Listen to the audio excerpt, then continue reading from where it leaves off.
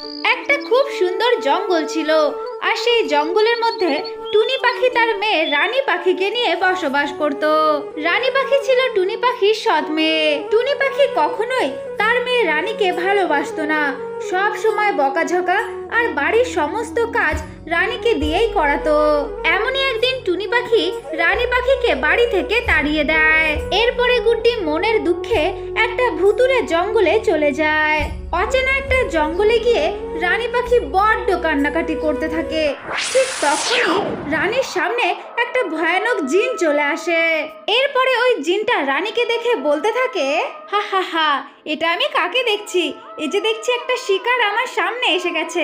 আরে ছোট্ট পাখি, তুমি এই জঙ্গলে এসেছো, তোমার কি প্রাণের ভয় নেই? এখন আমি তো তোমাকে খেয়ে ফেলবো। আর তুমি এই জঙ্গলে এসেছো, তোমার কি একটুও ভয় লাগছে না? আর তুমি আমাকে দেখছো, তবুও কি তোমার ভয় লাগছে না? আরে কে তুমি? কে? আমাকে খাবে? ঠিক আছে, খেয়ে নাও।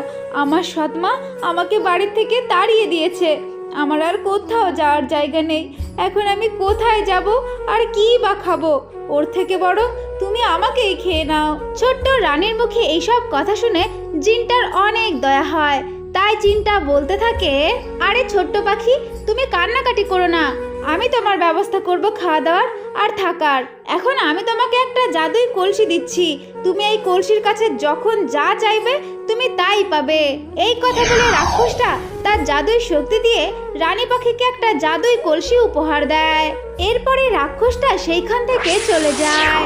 এরপরে রানী পাখি সেই জাদুই কলসির কাছে একটা ঘর চায়, আর সাথে সাথে ওই জাদুই কলসিটা রানী পাখিকে একটা ঘর উপহার দেয়। এরপরের থেকে রানী পাখির যখন যা খেতে ইচ্ছে করতো তাই ওই কলসির কাছে চাইতো, আর তখনই সেই কলসিটা তাকে তাই দিয়ে দিত। এভাবেই রানী পাখি সেই জাদুই কলসিটাকে নিয়ে খুব সুখেই তাদের দিন কাটাচ্ছিল। কিন্তু রানী পাখির এই সুখের কথা জঙ্গলের সমস্ত পশু পাখিদের কানেও চলে যায়। তখন জঙ্গলের একটা সুন্দরী কাক টুনি পাখির কাছে চলে যায় আর গিয়ে বলে, আরে টুনি পাখি, তুমি তো তোমার সৎ মেয়েকে তাড়িয়ে দিলে, তুমি কি জানো তোমার সৎ মেয়ে এখন কত বড় লোক হয়ে গিয়েছে? কি বলছো সুন্দরী বোন, এটা কি সত্যি কথা? হ্যাঁ গো, আমি একদম সত্যি কথাই বলছি। আমি তো দেখলাম তোমার রানীর কত বড় বাড়ি, আর খাওয়া দাওয়ার তো কোনো অভাবই নেই। তুমি ওর সঙ্গে কত খারাপ ব্যবহার করেছো, এখন দেখো তো ও কত সুখে আছে। হ্যাঁ গো সুন্দরী বোন, আমি রানীর সঙ্গে কখনোই ভালো ব্যবহার করিনি। এখন আমি ওর কাছে ফিরে যাব আর গিয়ে আমি ওর কাছে ক্ষমা চাইবো।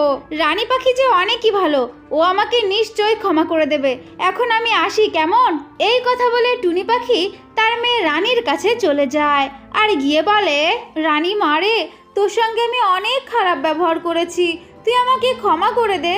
সেদিন তোকে ওইভাবে অপমান করে বাড়ি থেকে বের করে দেওয়া আমার একদম ঠিক হয়নি, তুই আমাকে ক্ষমা করে দে। আমি তোকে কথা দিচ্ছি, তোকে আর আমি কখনো কিছু বলবো না আর কখনো মারবো না। তোকে যে আমি আমার মেয়ের মতনই ভালোবাসবো, তুই আমাকে ক্ষমা করে দে। ঠিক আছে মা, আমি তোমাকে ক্ষমা করছি, কিন্তু খবরদার, তুমি যদি আমার সঙ্গে আর কখনো কোনো খারাপ ব্যবহার করো তাহলে কিন্তু তুমি এই বাড়িতে থাকতে পারবে না।